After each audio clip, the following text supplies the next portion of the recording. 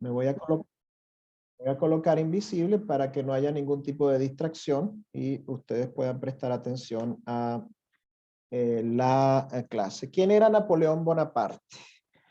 Hilda, ya escuché las opiniones de Gabriela y de Mayita sobre Napoleón Bonaparte, pero me gustaría escuchar tu opinión acerca de Napoleón. Hilda. Creo que al igual que en el otro curso, me inscribí porque tengo tal desconocimiento del tema, más que el emblema que él es pequeño, que anda con su mano guardada, sus diferentes fechas, la forma que murió, pero en este es un personaje que conozco y me intriga porque es parte de la historia mundial, por lo tanto.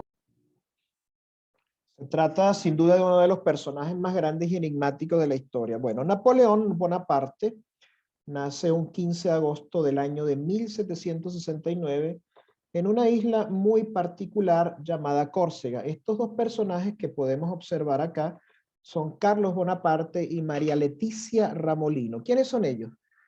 Son los personajes que forman parte de la línea materna y la línea paterna de Napoleón. Carlos Bonaparte es su padre, es un noble de la isla de Córcega de origen italiano, su familia procedía de la región de la Toscana, la región de la Toscana muy conocida por ser el sitio cuya capital es la ciudad de Florencia, Florencia cuna del Renacimiento italiano y de una serie de movimientos culturales que cambiaron también la cara del mundo.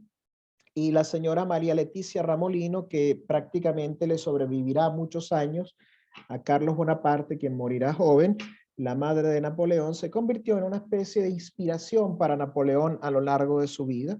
Es una persona que de alguna manera moldeó su carácter, que de alguna manera fue una influencia muy, muy positiva en todo lo que Napoleón llegará a hacer en los años posteriores, y a ella de alguna manera se debe esa educación, esa tenacidad y sobre todo ese sentido de aprovechar las oportunidades, ese olfato para aprovechar las oportunidades tan extraordinarios que tenía Napoleón y que hará de él uno de los personajes más grandes de la historia. Cuando nace Napoleón el 15 de agosto de 1769, Córcega pertenecía desde hacía apenas un año a la corona francesa. En ese tiempo la corona francesa estaba detentada por Luis XV. Córcega anteriormente había pertenecido a la República de Génova. Génova forma parte de lo que es hoy la República Italiana, pero en aquel periodo Italia no existía como un país unido, como sucede hoy en día. La unificación de Italia se verificará solamente muchísimos años después, en el año de 1861, pero eso forma parte de otra historia.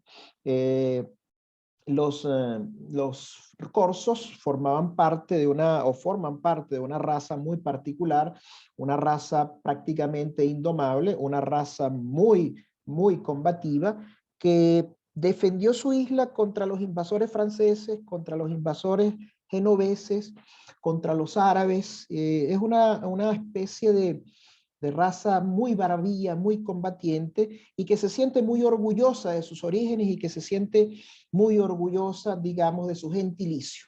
A los franceses, de hecho, les costó mucho invadir Córcega, y una vez que ya estaba ocupada por las tropas francesas, la República de Génova hace como una cesión, una venta simulada a la corona de Francia, y a partir del año de 1768, Córcega pasa a formar parte de la corona de Francia. ¿Quiénes eran Carlos Bonaparte y María Leticia Ramolino? Carlos Bonaparte, como ya dije, era un noble de la nobleza media, de la nobleza rural de la isla de Córcega, de origen italiano.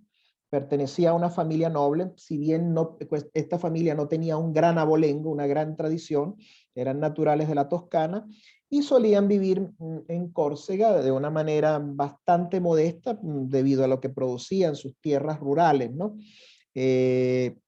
Este señor Carlos Bonaparte se casó con Leticia Ramolino cuando Leticia tenía 14 años. Leticia Ramolino era la hija de un funcionario de la República de Génova.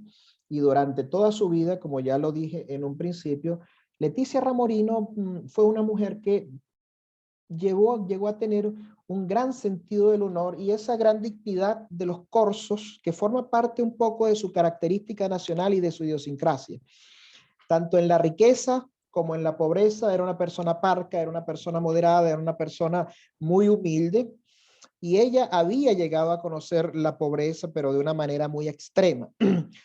Algunos autores o biógrafos como Stendhal, uno de los primeros que escribió una biografía completa sobre Napoleón Bonaparte, llega a decir que ella tenía un carácter impasible, firme y ardiente, comparada a las mujeres de las obras de Plutarco. Imagínense ustedes. Una vez que los franceses toman posesión de Córcega, un caballero que les voy a presentar acá, voy a adelantar un poco las diapositivas, un caballero llamado Pasquale Paoli, disculpen, se convirtió en una especie de paladín de la resistencia corsa contra la dominación francesa y era partidario de la independencia y comenzó a luchar contra la dominación francesa. Carlos Bonaparte y Leticia acompañaron las luchas de Paoli en la mayor parte de su vida, y digamos que solamente después de la derrota de Paoli, de la derrota de los corsos, el sentido o la orientación política de Carlos Bonaparte cambió, no tanto porque él hubiese traicionado a Paoli o hubiese traicionado su ideología o hubiese traicionado su amor por Córcega. No, ese sentido del nacionalismo corso cambia un poco, un poco porque la situación económica lo obliga a mudarse a Francia como participante del Parlamento corso. Pero, ¿qué podemos nosotros decir de esta familia? Para alimentar a una familia tan numerosa, como dije, era necesario trabajar. Era necesario para Carlos Bonaparte, que a pesar de ser noble, no poseía una fortuna muy grande, no poseía una fortuna, digamos, como la que podían poseer los nobles franceses en París, se vio en la obligación de reconciliarse con los franceses, de hacer las paces con los franceses, que estaban dispuestos a ofrecer perdón, que estaban dispuestos a olvidar, porque simplemente les interesaba ocupar la isla, porque la isla ocupaba y ocupa todavía una posición estratégica importante en el mar Mediterráneo. Por lo tanto, Carlos Bonaparte se une al partido francés en la isla, pero de alguna manera intenta que sus hijos, especialmente Napoleón, no se divorcien, no se separen completamente de los ideales de Pasquale Paoli.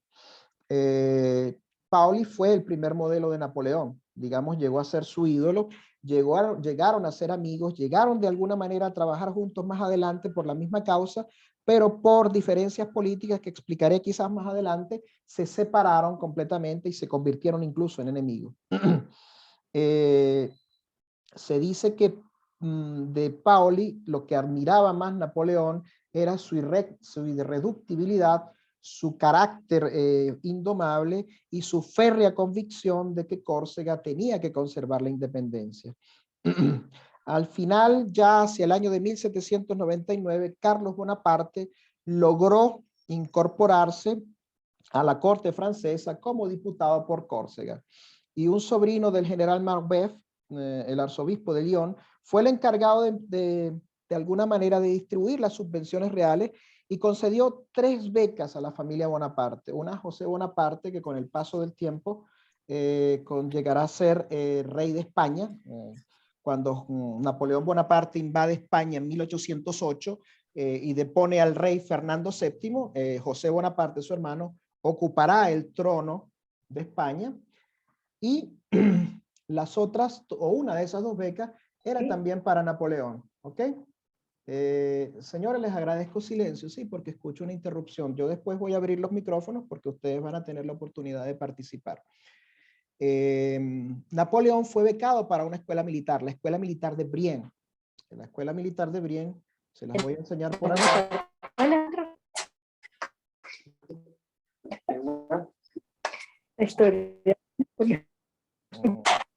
¿Alguien está hablando? Por favor, necesito un poquito de silencio.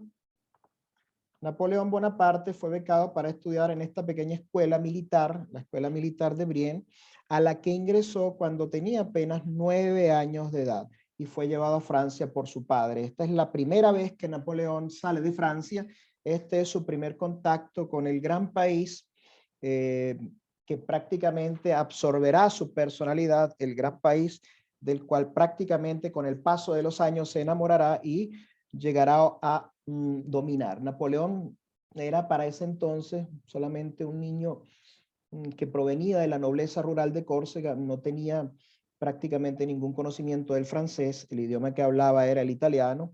Era un chico inteligente, era un chico exaltado, que había sido acostumbrado a crecer dentro de los paisajes boscosos de su isla, y ese traslado a Francia, ese traslado improvisado a Francia, de golpe a Francia, evidentemente será un punto de inflexión en su vida y marcará de alguna manera lo que será su carácter en los próximos años. Napoleón, durante sus años de estudio en la Escuela Militar de Brienne, fue una persona que tuvo un carácter hosco, que prácticamente no se relacionó con sus compañeros, precisamente ¿por qué? Por el hecho de provenir de una isla que era provincia de Francia desde hacía poco tiempo, y porque sus compañeros de la Escuela Militar de Brienne provenían de familias de la alta clase social francesa y lo despreciaban por sus orígenes, porque a pesar, como dije, de provenir de una familia noble dentro de la isla, en Francia simplemente era una especie de don nadie.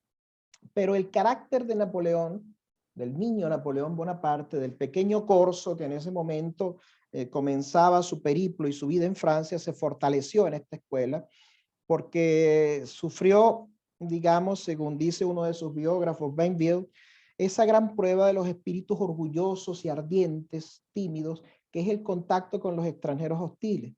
Sus camaradas le llamaban algo así, Le Pelle Aunés, no habló francés, porque solía pronunciar su nombre con acento corso, pero ese acento corso también estaba mezclado con el acento italiano, que era el otro idioma, el italiano, que él hablaba desde su niñez. Y su nombre era algo así como Napoleone o Napoleón. Imagínense a Napoleón solo, con 9 años de edad, un niño retraído, un niño solitario, poco amante de los juegos. ¿Qué tipo de infancia pudo haber tenido en medio de sus compañeros en esta escuela militar de Brienne? Él seguía pensando aún en su tierra, seguía pensando aún en Córcega como su patria, pero eso con el paso de los años cambiará. Si bien al inicio Napoleón sufre un poco por esta situación, como ya dije, su carácter se fue fortaleciendo. Su carácter, a medida que pasaban los años, comenzó a fortalecerse y comenzó a mostrar ya un cierto talento, una cierta audacia en ciertos juegos de guerra, sobre todo para la construcción de fortificaciones. Y comenzaba también, a medida que crecía, a medida que entraba ya en la adolescencia, recordemos que entra en esta escuela militar solo como un niño de 9 años, ya cuando se aproxima hacia los 12, 13 años que comienza a ser un adolescente, comienza también a través del contacto con sus compañeros franceses, hacia los cuales lentamente se abre a adquirir los prejuicios y adquirir las mismas costumbres, adquirir las mismas ideas que estos compañeros. Con el paso del tiempo llegará a convertirse en un hombre de su tiempo, en un hombre del siglo XVIII, y recibirá una educación religiosa bastante particular. Pero Napoleón no fue un alumno muy destacado. Fue un alumno bastante corriente. Trabajó en estudiar el latín para poder leer los clásicos, que todavía en esa época se publicaban en ese idioma, y su avance, sus progresos en el idioma francés fueron muy lentos. Su ortografía no era precisamente la mejor, escribía bastante mal, pero esto con el paso del tiempo él también logró mejorarlo gracias a su tenacidad y a su gran inteligencia. Sin embargo, Napoleón destacó en algunas materias de las cuales era un gran apasionado, como la geografía, la historia. Y se dice, uno de sus profesores decía, y esto lo cito de la biografía de Napoleón, escrita por el gran autor francés André Marois, que Napoleón definía su estilo como una roca de granito calentada por un volcán. O sea, que Napoleón tenía el fuego del corazón, el fuego en el alma, que lo llevaría a ser con el paso de los años uno de los hombres más grandes de la historia. Esta situación de Napoleón en la Academia Militar de Brienne lo llevó prácticamente a estar 5 años sin ver a su familia en Córcega. Carlos Bonaparte, su padre, continuaba teniendo siempre apuros económicos, no obstante pertenecía a la corte francesa y representaba a Córcega dentro de la asamblea. Y José Bonaparte, su otro hijo, que estaba destinado a un seminario, estaba comenzando a mostrar síntomas de rebeldía. Napoleón, aún en ese momento, todavía no había sido seleccionado para seguir cursando sus estudios superiores, que evidentemente lo iban a llevar a pasar de la escuela militar de Brienne a una escuela militar de un mayor grado, de un grado superior. En ese momento, el destino que tenían los alumnos más brillantes de la escuela militar de Brienne era la escuela militar de París, donde se formaban los oficiales del ejército real y donde se formaban verdaderamente los militares franceses.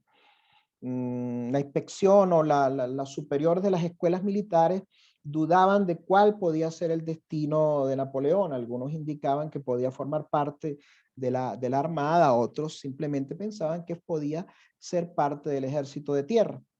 No obstante, sus calificaciones en matemática, y esto es una cosa que habrá de decidir el futuro y la carrera de Napoleón, nos llevan a obtener en el año de 1784, a la edad de 15 años, un puesto en la Escuela Militar de París como artillero. Atención, porque esto de ser artillero prácticamente decidirá algunos años más tarde su futuro militar en plena Revolución Francesa, en plenas guerras revolucionarias y en pleno asedio de los ingleses a la Francia revolucionaria. Recordemos que 5 años después estalló la toma de la Bastilla, estalló la Revolución Francesa, pero esto es una cosa de la que hablaré un poco más adelante.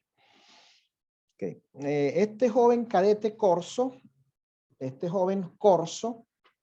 que nunca había visto París, pasa de Brienne a París en el año de 1784 y aquí comienza realmente el afrancesamiento completo de Napoleón y un poco su distanciamiento de las costumbres, de los ideales y de toda esa poca educación que había podido recibir en Córcega, tanto de su familia como de sus maestros. Napoleón se sintió inmediatamente seducido por la grandeza, por la luminosidad, por el esplendor de París y el estilo de vida de sus compañeros de escuela, porque quienes frecuentaban esta escuela, esta Academia Militar de París, esta Real Academia Militar de París que les estoy mostrando en la diapositiva actual. Los hijos de la nobleza francesa, los hijos de las grandes familias que formaban parte de la corte del que en ese momento era rey de Francia, Luis XVI. Pero ¿qué es lo que golpea el alma de Napoleón? ¿Qué es lo que lo hace cambiar completamente? No solo es el contacto con estos muchachos, sino el querer de alguna manera formar parte de esa vida, participar en esa vida. Comienzan a despertarse en el joven Corso ya ciertas ambiciones, ciertos deseos, ciertas situaciones que lo llevarán a cambiar completamente su destino y lo llevarán a aumentar su tenacidad para poder lograr sus objetivos. Aquí comienza un poco esa personalidad retraída de Napoleón a abrirse al mundo, a abrirse a París y a abrirse hacia un futuro. Durante su permanencia en la Academia Militar de París, Napoleón hizo muy buenas amistades que conservará con el paso de los años y esas amistades lo ayudarán sin duda a lograr su ascenso y lo ayudarán sin duda a lograr cierta figuración en los años posteriores. Su estancia en la escuela, sin embargo, no fue precisamente una estancia muy brillante. Prácticamente pasa bajo la mesa, pasa inadvertido. Se dice que su profesor de alemán, cito de nuevo al gran autor André Marois, lo tenía por estúpido, lo tenía por imbécil, pero por el contrario, su profesor de matemática lo valoraba muchísimo. Recordemos que anteriormente Napoleón se había destacado mucho como estudiante de matemáticas en la Escuela Militar de Brienne.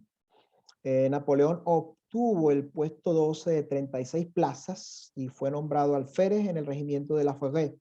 Otro biógrafo, uno de los primeros biógrafos serios de Napoleón, el brillante autor Stendhal, autor de una novela inmortal llamada La Cartuja de Parma y Rojo y Negro, dice que junto al nombre de Napoleón aparecían escritas en los informes o en uno de los informes rendidos por sus profesores estas palabras: corso de carácter y de nacimiento. Este muchacho podrá llegar lejos si las circunstancias le son favorables. Y aquí yo quisiera hacer un comentario muy especial porque Napoleón Bonaparte fue un hombre que a lo largo de su vida supo aprovechar las oportunidades que se le presentaron, supo aprovechar las situaciones favorables que se presentaron no solo a lo largo de su vida, sino también en ciertas situaciones particulares de su carrera.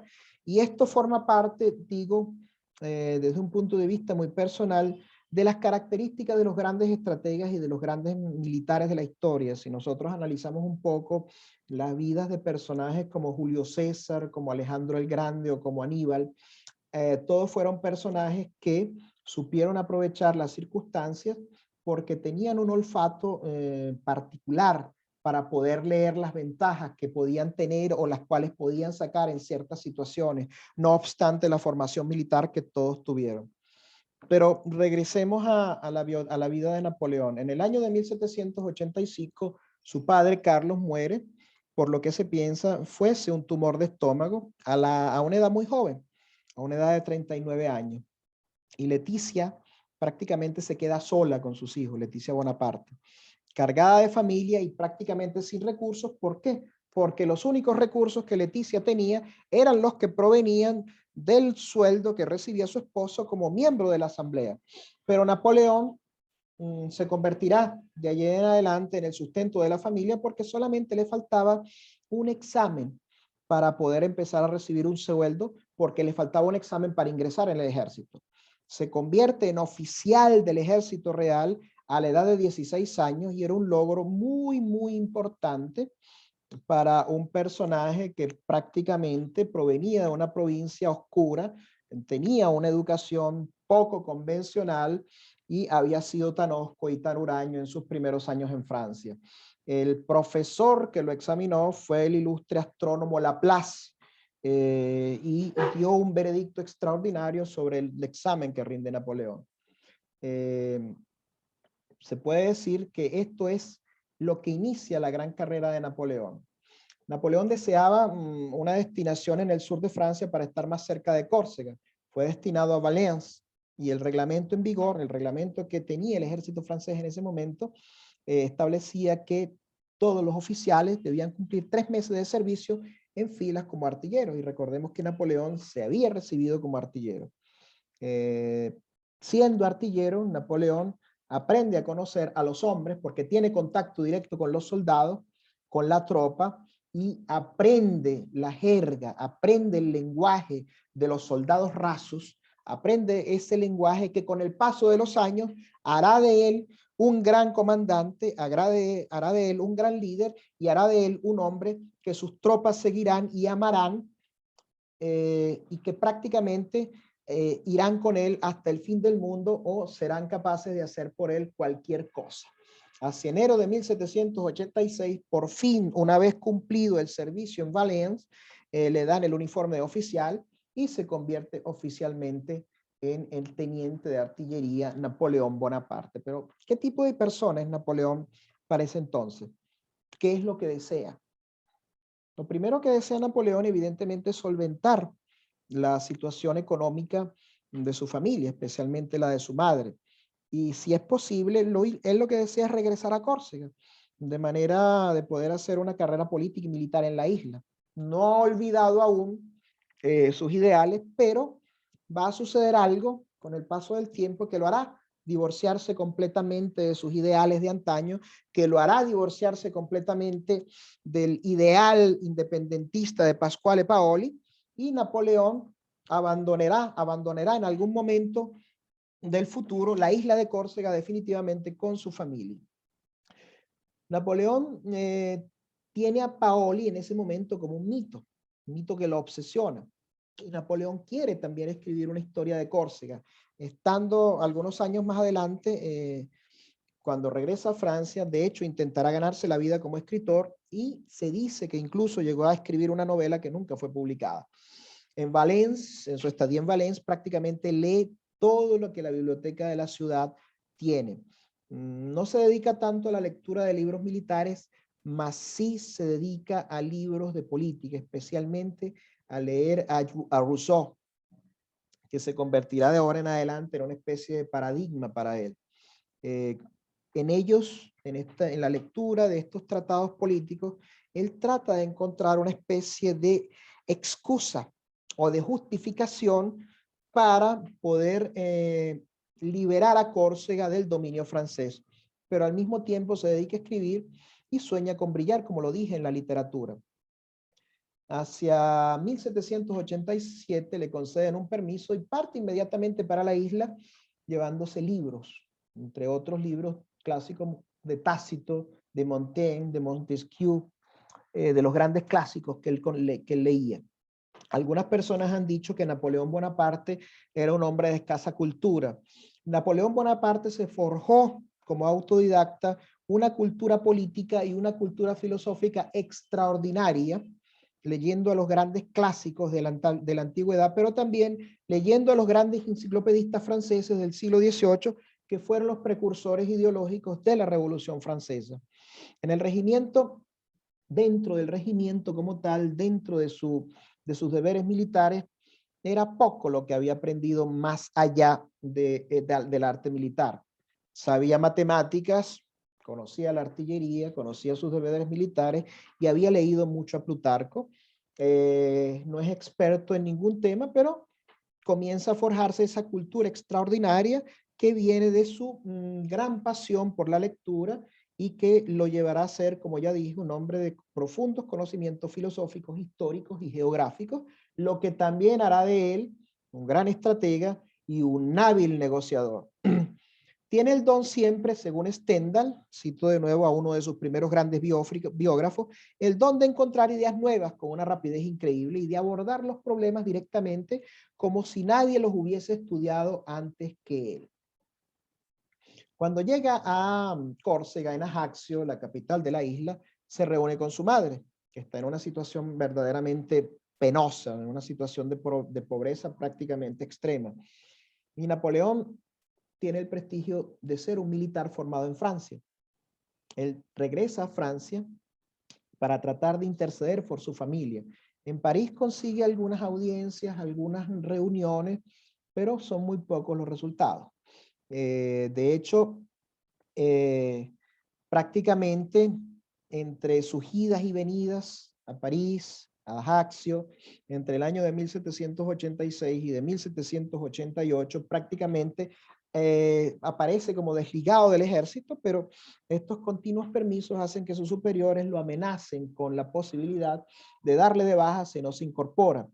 En junio de 1788, a un año de la Revolución, se incorpora de nuevo a las filas del ejército real. Esta vez ya no volverá a Valence, irá a una guarnición de la región de Borgoña, Auxerre, y aquí sus condiciones de vida son muy peculiares.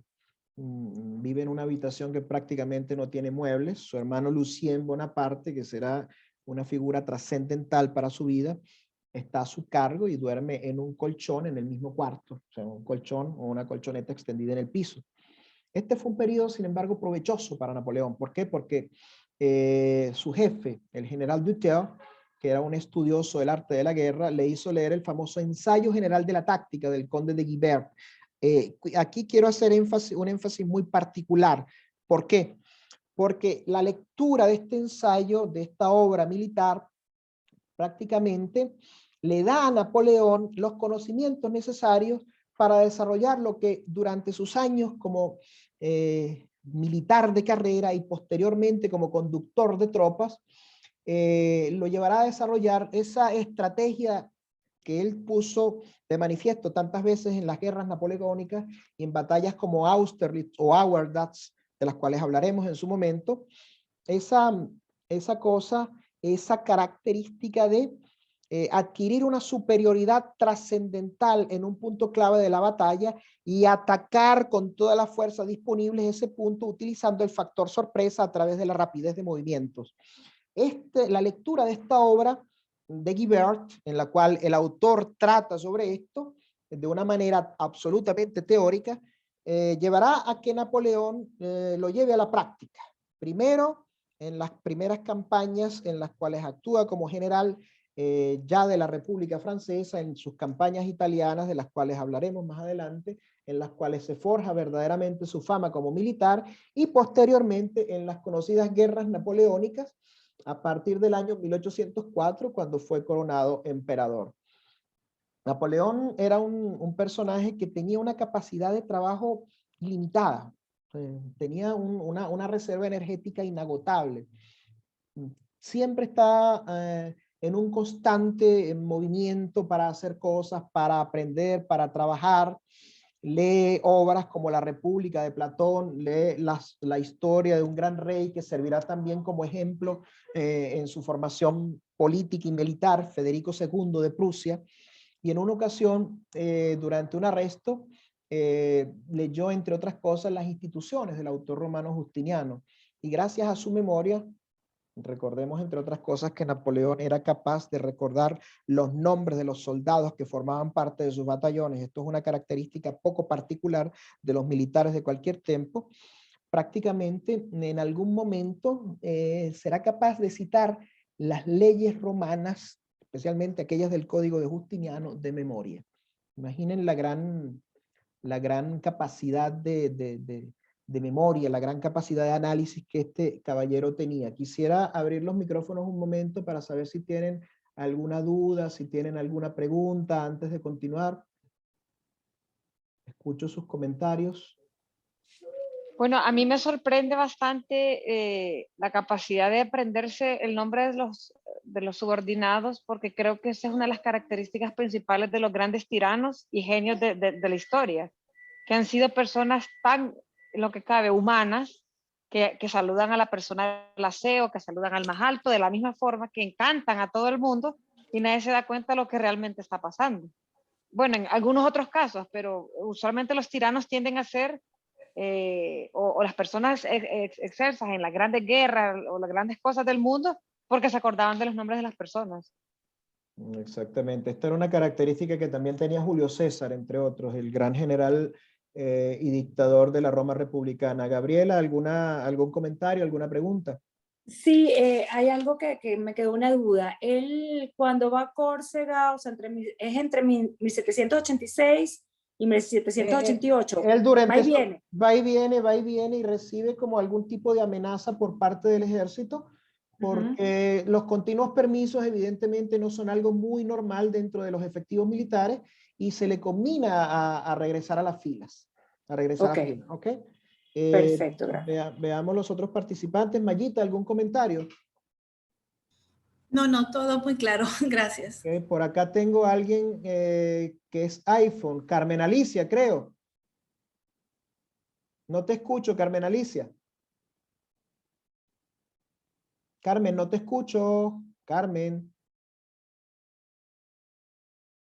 No te escucho, Carmen. ¿Ahora me escuchas? Ahora te escucho perfectamente. ¿Algún comentario? No, llegué un poquito tarde por dificultades técnicas, pero bueno, no te preocupes. ahora todo. Espero que disfrutes la clase. Ricardo, buenas noches, ¿cómo estás? ¿Algún comentario? Buenas noches. No, hasta el momento todo muy bien. Muy interesante la disertación que estás haciendo respecto a Napoleón. Bueno, en algún momento voy a abrir micrófonos para escuchar sus preguntas y comentarios porque no voy a monopolizar completamente la clase. Ok, sigo adelante con la vida de Napoleón. Estamos ya avanzando y nos encontramos en el año de 1789, un año que prácticamente representa un punto de inflexión para la historia de la humanidad.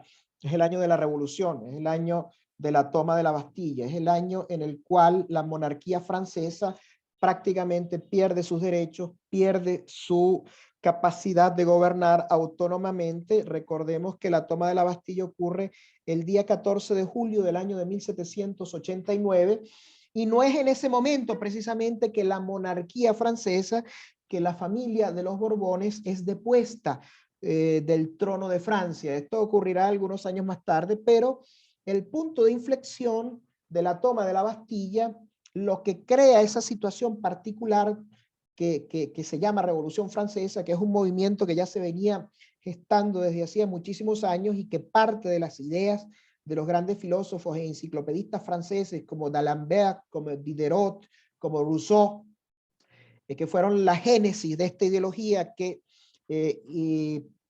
germinará y que crecerá lentamente hasta convertirse en ese gran movimiento que depondrá a la monarquía y que la llevará poco a poco a ceder espacios hasta crear una asamblea, siendo esa asamblea la que con el paso del tiempo depondrá a la familia real. Esa Revolución Francesa cambia el curso de la historia de Europa, pero también cambia un poco a Napoleón, aunque al principio Napoleón Bonaparte observa a la revolución desde afuera, la observa como un espectador, la observa completamente como un observador no partícipe de la misma. La revolución crea agitación prácticamente en toda Francia, sobre todo en la ciudad de París, y se producen una serie de disturbios, y evidentemente en Borgoña, donde se encuentra Napoleón, también ocurren una serie de disturbios, también ocurre esa agitación social y esa agitación política. Allí se encuentra Bonaparte como teniente, que tiene el mando, y la represión, por supuesto, que él lleva a cabo es muy dura. Por lo menos en el convento de Citeaux, en la ciudad en la región de Borgoña, se detiene a los 4 o 5 monjes más alborotadores de la ciudad, los encierran en un calabozo de la abadía, y encerrándonos en esos calabozos, consigue sofocar la rebelión, al menos en esa zona. Cuando lo cree oportuno, amenaza con disparar, y créanme que no habría vacilado en hacerlo, porque su carácter era muy decidido. Napoleón no era una persona que dudaba, y cumple, y cuando es necesario, pues cumple su amenaza. Esta no es la revolución de Napoleón, por eso él la ve desde afuera. Él simplemente sirve al ejército y por eso lleva a cabo las órdenes o ejecuta las órdenes que en ese momento le instruyen sus superiores. Pero sin embargo, ¿por qué digo que la revolución no pertenece a Napoleón? ¿Por qué digo que Napoleón no se identifica del todo con la revolución? Porque él es un francés de segunda categoría. Recordemos que él no nació en París, que él no nace dentro del territorio continental de Francia. Él nace en esa isla de Córcega que los franceses habían invadido, que los franceses habían sometido a sangre y fuego, y que después, mediante una operación de compra-venta, el rey Luis XV compra a la República de Génova. Él era un ciudadano francés de segunda categoría. Era un soldado del rey por oficio, era un soldado del rey por necesidad, pero no siempre será así. A él lo que le interesa es simplemente aprovechar la situación, porque aún en ese momento, a sus 20 años, sigue pensando en liberar Córcega del dominio francés.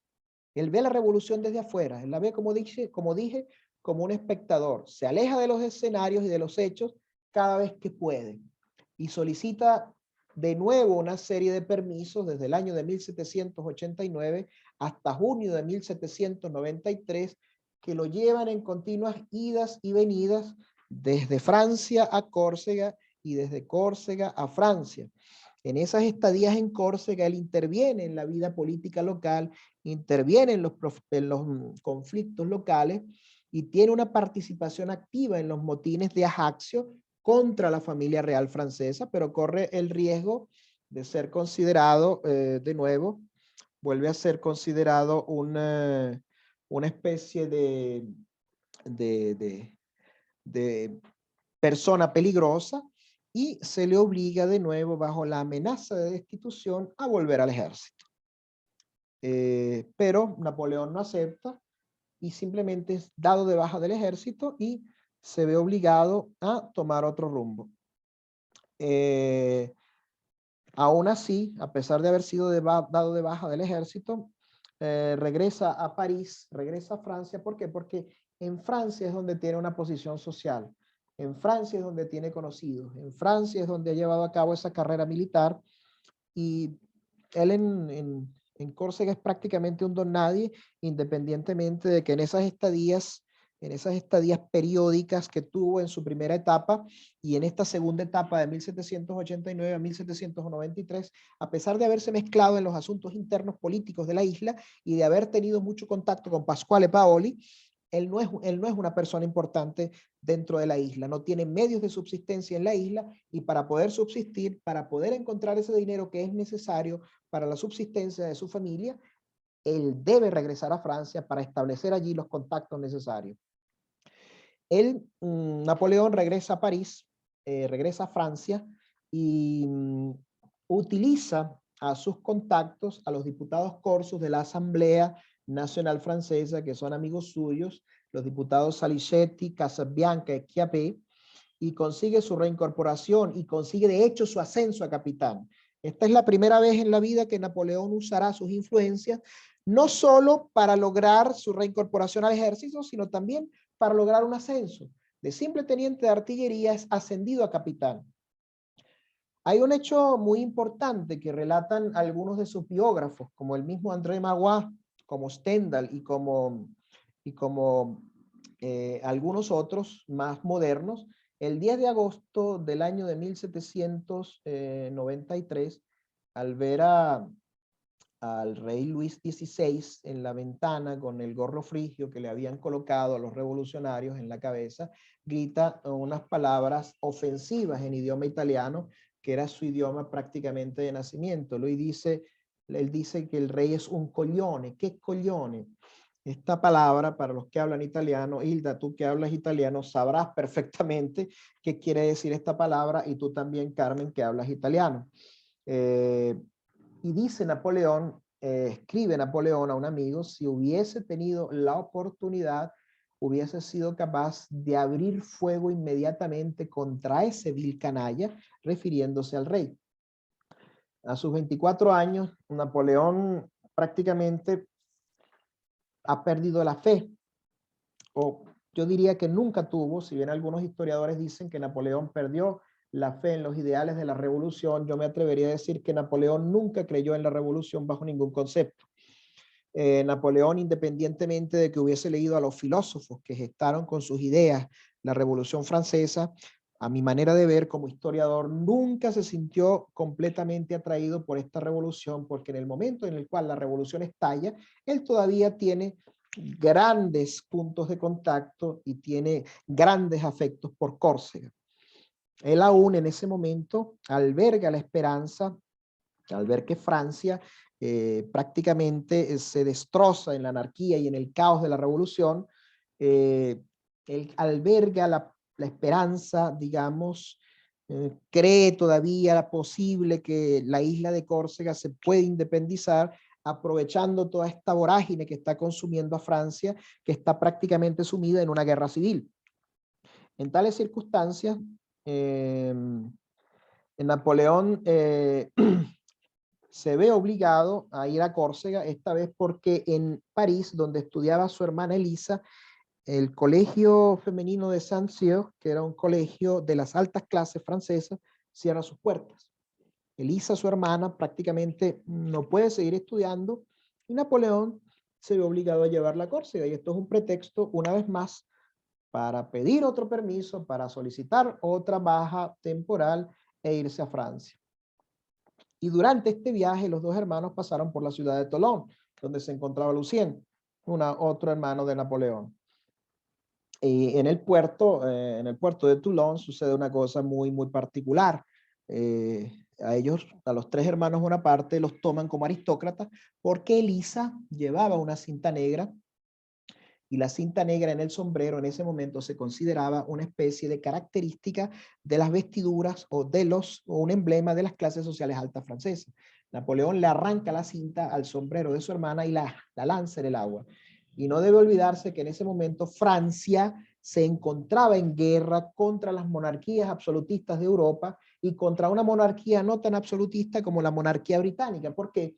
Porque la Revolución Francesa acababa de destronar a una familia real ya en el año de 1792, y era una situación peligrosa que amenazaba bajo todo punto de vista la autoridad de los monarcas absolutistas, especialmente los monarcas de Austria, los monarcas de España y el monarca británico. Si bien recordemos nuevamente el hecho de que ya para ese momento la monarquía británica era una monarquía constitucional, era una monarquía controlada por el Parlamento. Recordemos que Gran Bretaña había dejado de ser una monarquía absolutista muchísimos años atrás, gracias a las reformas de la Revolución Gloriosa, que establecieron, entre otras cosas, una convocatoria permanente al Parlamento, o un funcionamiento permanente del Parlamento dividido en dos cámaras, Cámara de los Comunes y Cámara de los Lores, y que el gobierno verdaderamente, el gobierno de facto, era ejecutado por un primer ministro elegido por el Parlamento, y que el rey era solo el jefe de Estado constitucional ya que el poder, como dije, era ejercido tanto por el Parlamento como por el primer ministro. Pero regresemos a la situación de la Francia de aquel momento. En ese año de 1793, los ejércitos franceses consiguen victorias importantes y consiguen rechazar las invasiones de los países de las monarquías absolutistas de Europa. Los ejércitos franceses han logrado conquistar Bélgica, han logrado conquistar el Ducado de Saboya en el norte de Italia y la ciudad de Niza. El gobierno francés quiere ahora anexarse la isla de Cerdeña, una isla de escasa importancia que pertenece al Ducado de Saboya, a la Casa de Saboya. Esta operación es llevada a cabo por tropas francesas reforzadas por voluntarios corsos. Y aquí hay una oportunidad única para un oficial como Napoleón, que a pesar de sus orígenes corsos es también francés. Con mucha habilidad, con muchísima astucia, Napoleón logra por medio de sus contactos ser nombrado y ascendido esta vez a teniente coronel con tan solo 24 años de edad en funciones de los voluntarios corsos y participa en la expedición como comandante de artillería, y esa artillería estaba compuesta por 2 cañones y un mortero. Esta invasión es su primera campaña prácticamente real y se presenta muy difícil. Y no existe confianza, no existe ningún tipo de confianza, de unión entre las tropas francesas y los voluntarios corsos. Al mando de los corsos está un oficial de apellido Cesari, que es primo del ídolo de Napoleón, Paoli, a quien había recomendado en secreto. Paoli había recomendado a Cesari el fracaso de la expedición. Y esa traición se lleva a cabo. Bonaparte, que se había tomado demasiado en serio esta pequeña guerra como una oportunidad de poder ascender, de poder subir en la escala militar, desembarca con éxito en la isla de Santo Estéfano y dirige hábilmente la artillería, pero los marineros, los miembros de la armada, llevan a cabo un motín y Cesari, cumpliendo las instrucciones de Paoli, que era su primo, que era su jefe y que era el líder de la resistencia corsa, se rinde. Y de esta manera Bonaparte, completamente furioso, vuelve a embarcarse a Francia, abandonando esa pequeña dotación de artillería de 2 cañones y de un mortero. Y lo sorprendente de este episodio extraño, de este episodio muy particular, es que es la actitud ambigua de Napoleón a su vuelta. Por un lado, firma una protesta de sus oficiales voluntarios contra esa vergonzosa retirada, pero por otro, tratando siempre de estar bien con Dios y con el diablo, se dice, según uno de sus biógrafos, Godewleski, que envía una carta a Cesari, que era el comandante de los córsegos. Esta situación hace que Paoli declare una especie de vendetta, una venganza contra los Bonaparte. El jefe corso es cada vez más francófobo, odia a los franceses, desconfía de la familia Bonaparte, a la que considera completamente francófoba. Para los que entraron un poco tarde, les muestro una fotografía de Pasquale Paoli. Este señor se convertirá también, después de haber sido ídolo y amigo de Napoleón, se convertirá en su enemigo. Y acusa a los Bonaparte de ser francófonos, de actuar a favor de Francia. Y de alguna manera Paoli no se equivoca, porque Lucien Bonaparte, de 18 años, acusó a Paoli de ser un agente de Inglaterra. Y en París cunde la alarma dentro del gobierno revolucionario y se ordena la detención de Paoli.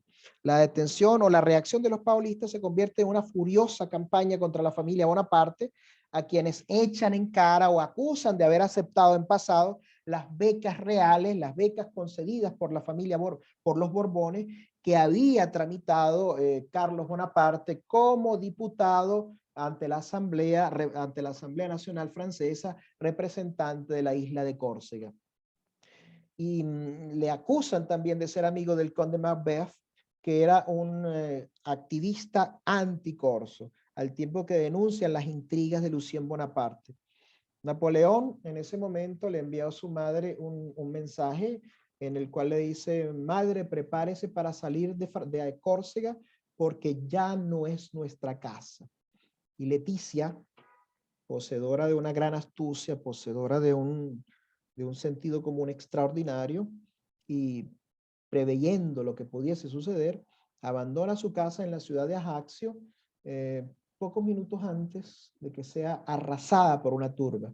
Y con sus hijos más pequeños, prácticamente va a la deriva de un lado a otro en la costa de Córcega, escondiéndose aquí y allá, hasta que José y Napoleón, hasta que José Bonaparte, futuro rey de España, y el mismo Napoleón, que con muchísimas dificultades y contratiempos han logrado escapar de las huestes paulistas, la rescatan en un barco francés y la familia se refugia primero en Calvi, que es un puerto corso del norte de la isla, y más tarde, en junio de 1793, llegan a Toulon y finalmente se refugian en la ciudad de Marsella. ¿Algún comentario a este punto? ¿Alguna pregunta? ¿Alguna duda? Abran micrófonos, por favor. Gabriela, te escucho. Sí, disculpa. Ajá. Paoli, entiendo que Paoli lo meten preso No, Paoli con el en paso, ese momento. no, Paoli con el paso del tiempo morirá simplemente porque era ya una persona muy avanzada de edad, pero Paoli se convierte en enemigo de Napoleón. Paoli en ese momento era gobernador de Córcega, representante de la autoridad revolucionaria francesa, pero seguía siendo partidario de la causa independentista. ¿Ok? ¿Contesta eso tu pregunta, Gabriela? Sí, es que en algún momento dudé porque entendí que después de lo de Cerdeña, él lo habían hecho preso a Paoli. No, en ese y que momento. por eso las huestes paolistas habían atacado la casa de los Bonaparte. No, lo que se llevó a porque cabo los hacían como responsables. Sí, lo que se lleva a cabo es un movimiento de reacción en París y en el gobierno de Francia contra los Bonaparte, porque se dice que los Bonaparte, que Lucien Bonaparte en París había acusado a Paoli de traidor y de ser un agente de Inglaterra. Y recuerda que Inglaterra era uno de los países o de las monarquías que estaba combatiendo en ese momento a la Revolución Francesa. Y al considerar a Paoli como agente de Inglaterra, evidentemente pasa a ser un enemigo de la revolución. ¿Ok? ¿Todo claro, Gabriela? Perfecto, gracias. Hilda, ¿algún comentario? Ricardo, ¿algún comentario? ¿A partir de qué momento Napoleón empieza a tener algún tipo de relevancia dentro del movimiento de la Revolución Francesa? O sea, tengo entendido de que si bien, como tú mencionas, quizás él no compartía los ideales revolucionarios, la situación, o sea, en la que él se ve envuelto durante la Revolución Francesa, digamos, el momento histórico, forma parte de su crecimiento personal, ¿no? Sí, es así. ¿A partir de qué momento ocurre eso? Eso es básicamente es un episodio que se llevará a cabo en la ciudad de Toulon, una ciudad que en un principio había apoyado a los revolucionarios, pero que con el paso del tiempo se volteará y apoyará a los contrarrevolucionarios y a los países que están combatiendo la Revolución Francesa y entregará su puerto a la marina inglesa, a la flota inglesa, y Napoleón aprovechará un golpe de mano, una circunstancia que desde el punto de vista estratégico y militar hará que sus ideas se lleven a cabo, sean tomadas en cuenta por sus superiores, y a partir de ese momento es que Napoleón comienza realmente el ascenso dentro de la escala militar, del ejército francés al servicio de la revolución. Y en ese momento es que comienza esa unión, digamos, de la Revolución Francesa y Napoleón, porque existe una especie de simbiosis entre ambos. La revolución necesita de un héroe disponible y Napoleón demuestra ser un general, demuestra ser un militar con muchísimas dotes, con amplios conocimientos estratégicos, y poco a poco se irá convirtiendo en el hombre indispensable desde el punto de vista militar de la revolución, hasta simplemente llegar a ser el hombre que encarna la revolución, el hombre que supera la revolución y el hombre que acabará con la revolución, o que por lo menos acabará con esos 10 años de guerra, de terror, de muchas cosas que representa la revolución entre 1789 cuando estalla y 1799 cuando Napoleón accede por otro golpe de mano al gobierno de Francia en lo que se conoce como el golpe de Estado del 18º de Brumario, pero que es algo que estudiaremos más adelante. Todo esto lo veremos en las clases siguientes, en las sesiones siguientes, y es muy interesante ver cómo Napoleón poco a poco comienza a salir del anonimato, comienza a aprovechar las circunstancias, comienza a saber leer las oportunidades, a no dejarlas escapar y a aprovecharlas al máximo. ¿Contesta eso tu pregunta, Ricardo? Sí, perfectamente. Lo que me corrobora es que no solo fue un gran estratega y un gran militar, sino que fue una persona con unas grandes habilidades políticas. Exactamente. Muchísimas gracias. Por acá tengo un mensaje. Me escribe ningún comentario para esta parte. Me escribe Hilda. Mayita, ¿algún comentario? ¿Todo en orden? Bien. No, todo en orden. Perfecto. Entonces sigamos adelante con la última parte de de mi disertación de hoy. Ok.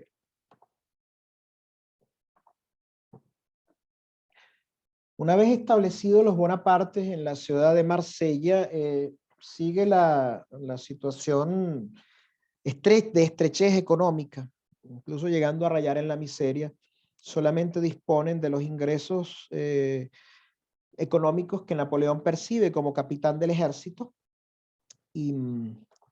y esto pues evidentemente no basta para llevar una vida decente, una vida holgada, y esos escasos recursos que el gobierno francés concede a los corsos refugiados en Francia, que habían escapado de la isla y que se habían adherido a la causa francesa. Pero Leticia Bonaparte, la madre de Napoleón, es una persona que tiene coraje y sabe que sus hijos son hijos que tiene que aprovechar las conexiones, que tiene que lograr para sus hijos un futuro y que tiene que asegurar el futuro de su familia. Y se convierte en amante de un marsellés de apellido Clary, que era comerciante de telas. Y José Bonaparte se casa con una de las hijas de este señor, Mary Jewel, que un día, como dije, cuando el rey Fernando VII será derrocado por la invasión, transitoriamente por la invasión napoleónica en 1808, esta Mary Jewel se convertirá por un periodo de 2 años en reina de España. Napoleón hubiese querido casarse con la hermana de Mary Jewel, con Desiree, pero según se dice, Clary pensó que con un Bonaparte en la familia era más que suficiente. Era suficiente, era necesario llegar hasta allí, y por eso no se la cedió. Hay también una cosa que tenemos que hacer notar, que Bonaparte, según muchos de sus biógrafos, no era precisamente muy hábil en las relaciones con las féminas, en las relaciones con el sexo opuesto. Era una persona a la cual le costaba muchísimo relacionarse con las mujeres, le costó muchísimo tener su primera relación con una mujer, y eso pues evidentemente forma parte de su carácter huraño, de su carácter tosco, de su carácter retraído y hasta un cierto punto tímido. Ese carácter que se forjó durante sus años en la Escuela Militar de Brienne y posteriormente en la Escuela Militar de París. Pero imagínense ustedes esta situación de los Bonaparte en pobreza, esta situación tan prácticamente estancada en la que se encuentra Napoleón. Muchos de sus compañeros en la Escuela Militar de París, ya en ese momento, comenzaban a ascender dentro de la escala de mandos del ejército de la Revolución, del ejército de la República, y él estaba estancado, estaba prácticamente establecido allí, no se movía. Su vida parecía que en ese momento no tenía ningún tipo de continuidad y no habría ningún tipo de continuación, pero evidentemente con el paso del tiempo vendrían más oportunidades. Él decía que pensaba que había desperdiciado su tiempo, que había tirado a la basura su tiempo, persiguiendo en vano ese sueño de independencia de Córcega, y sus aventuras sus movimientos políticos en Ajaccio, intentando forjar una alianza con Paoli, y esa expedición franco-corsa en Cerdeña, habían prácticamente asesinado esas esperanzas de independencia de Córcega. Y en ese momento, en ese periodo de tiempo, es cuando Napoleón se distancia completamente de Córcega ideológicamente y comienza prácticamente a acercarse de una manera forzada a Francia, a la política francesa y a la oportunidad de ver en la revolución una posibilidad de escalar, una posibilidad de llegar a ser alguien y una posibilidad de llegar a tener una posición de poder. Yo a este punto me pregunto si a sus 24 o 25 años Napoleón llegó a tener la convicción de quién llegaría a ser con el paso de los años y de la importancia que llegaría a tener con el paso de los años. Por el momento Napoleón sirve a la República, sirve a la Revolución, porque no tiene a alguien más a que servir, no tiene una causa a la cual adherirse, forma parte del ejército, debe servir en el ejército, debe cumplir las órdenes, y allí, por lo menos dentro del ejército, es alguien, independientemente de que su carrera en ese momento esté estancada o esté paralizada. En ese momento él cumple, digamos, con responsabilidades secundarias como oficial. En Niza, por ejemplo, al servicio de las baterías costeras, es el encargado de encender los hornos para poder disparar los proyectiles incendiarios contra las naves de la Marina inglesa. Posteriormente, en Avignon, una ciudad de Francia, también organiza convoyes para el ejército de Italia, organiza convoyes que llevan suministros para el ejército revolucionario francés que en Italia está combatiendo a los austríacos, especialmente en el norte de Italia. Su carrera militar, como digo, no progresa y Napoleón se siente cada vez más solo, se siente deprimido y escribe un ensayo que se llama Super de Beccaire, que se considera un escrito muy agudo y sugerente. En ese momento el sur de Francia se había sublevado ya contra la convención, se había sublevado contra el gobierno revolucionario.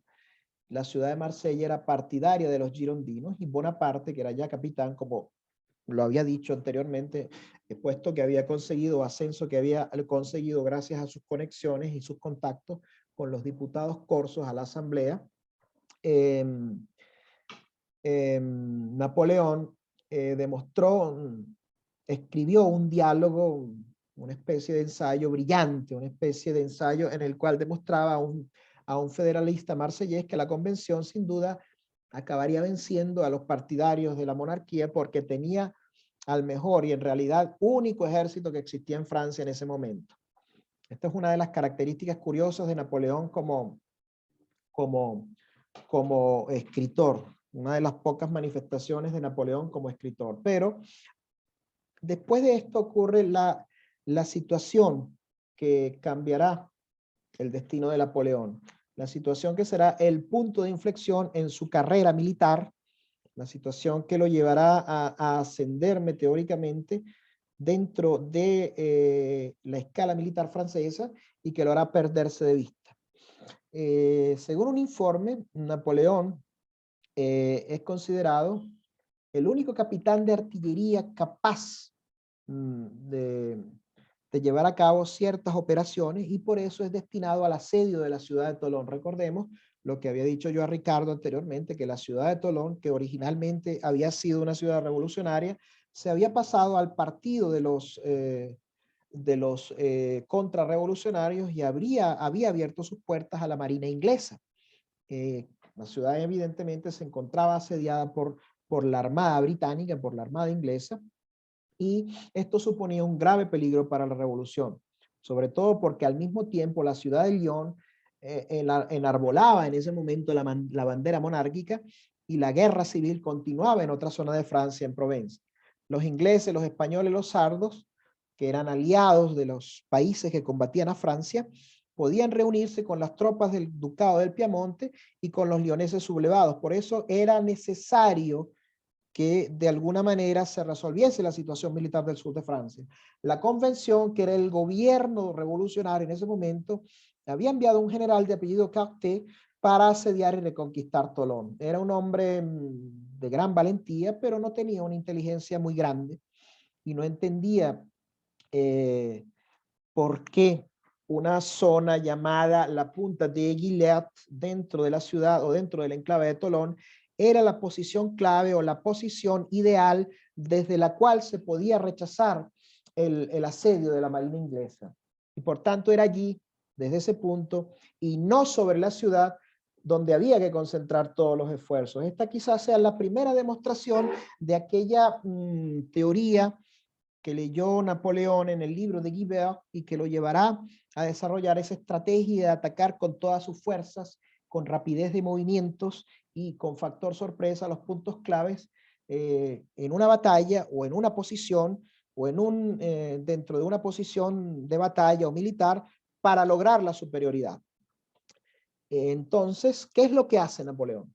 Napoleón tenía razón frente a su general. Y este episodio puso de manifiesto una de las facetas del carácter y del genio de Napoleón, que era estudiarlo todo y estar preparado para absolutamente todo.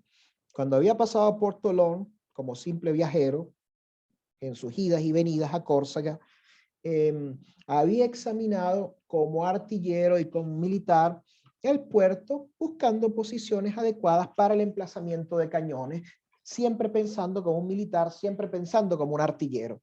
Y allí se había dado cuenta Napoleón que desde esa punta de Gilet se podían lanzar bombas incendiarias y se podían disparar los cañones contra buques que estuvieran anclados o que estuvieran cerca de la rada, cerca de la bahía en la cual se encontraba el puerto, y se les podría hundir o en su defecto obligarlos a irse y abandonar el puerto. Evidentemente el general Cartier no comprendió nada, pero su sucesor en el asedio, el general Dugommier, se dejó convencer, creyó en Napoleón, porque Napoleón era una persona tenaz, era una persona de un carácter muy fuerte y hizo todo lo posible por ser escuchado. Y ocurrió precisamente lo que Napoleón había supuesto. Bonaparte se encargó de disparar él personalmente los cañones, resultó herido en el enclave, en la batalla, y fue ascendido a general de brigada. Había pasado de simple capitán a los 24 años a ser general de brigada del ejército de la Convención, del ejército republicano o del ejército revolucionario francés. Y ese ascenso a general de brigada fue de alguna manera promovido por su amigo Salicetti, su amigo Corso Salicetti, que seguía siendo diputado por Córcega de la Asamblea General de Francia, pero también fue llevado a cabo por otros dos comisarios de la convención, que son dos personajes que con el paso de los años serán muy, muy importantes dentro de la historia de la Revolución Francesa y dentro del gobierno de la convención y después del directorio, que serán Maximilien Robespierre y Barras, personajes muy conocidos de la historia y cuyo poder aprovechará Napoleón para seguir ascendiendo dentro de la escala de mandos y para seguir llevando a cabo su ascenso meteórico en su carrera como militar. Bueno, señores, hasta aquí mi disertación de hoy. Los 15 minutos restantes son de ustedes, así que abramos los micrófonos y escuchemos sus comentarios. Gabriela. Justo con el último comentario que hiciste sobre Salicetti, Robespierre y Barras, no sé si estoy en lo cierto, pero creo haber leído que el hermano de Robespierre era el que estaba en Toulon cuando esa batalla, ¿cierto? Y es él el que como el que recomienda a Napoleón frente a la convención. Hay una teoría sostenida por Stendhal y hay otra teoría sostenida por un autor británico que establece que es esa presión del hermano de Robespierre, que en ese momento se encontraba en Toulon, la que hace que el general Dugommier escuche a Napoleón y le dé prácticamente carta blanca para asaltar el sitio, para desplazar a las tropas monárquicas que se encontraban en ese enclave, que se encontraba justo sobre el puerto de Toulon, y para poder después emplazar las baterías con las cuales se rechaza el asedio inglés. Eso es una teoría, efectivamente, Gabriela. ¿Una teoría? ¿Y Barras estaba en Toulon también? No, Barras no se encontraba en Toulon en ese momento. Simplemente Barras era un comisario como Robespierre en ese momento de la convención. Bien. Mayita, ¿algún comentario? Recuerden que los micrófonos por los minutos restantes son de ustedes. Mayit. Sí, sí, nada más quería hacer el comentario que al día de hoy en Toulon es el astillero en donde es el mayor grande astillero de barcos militares franceses Ujú. Y al es, día de hoy. ujú, y es la ciudad evidentemente que establece ese punto de inflexión en el antes y después en la carrera de Napoleón. Hilda, ¿algún comentario? Te veo que estás ocupada, Hilda. Ricardo, ¿algún comentario, alguna idea que agregar? Para ese momento histórico en el que se encuentra Napoleón en Toulon, eh, ¿qué posición o en qué situación se encontraban sus hermanos?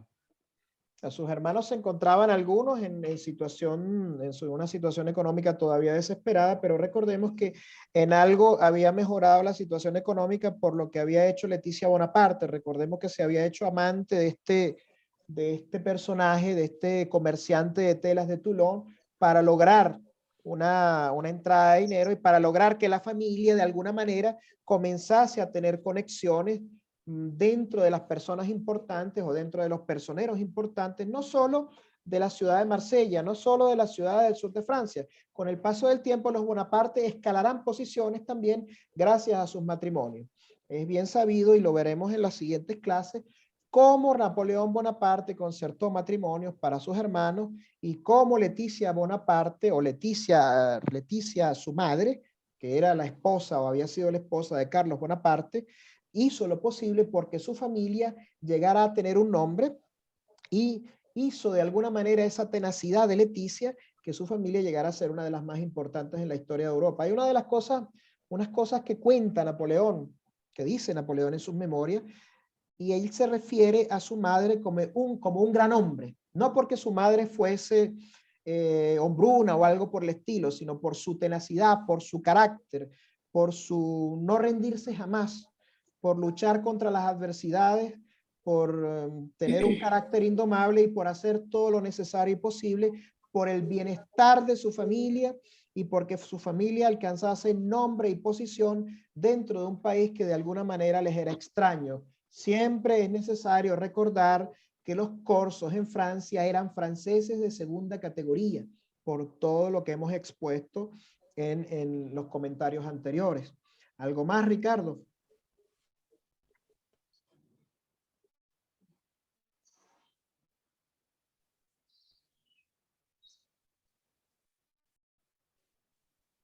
No se le escucha. Ay, profesor, está en mute. Sí, porque perdí el internet Este. perdí el internet por algún momento, pero ya estoy de vuelta.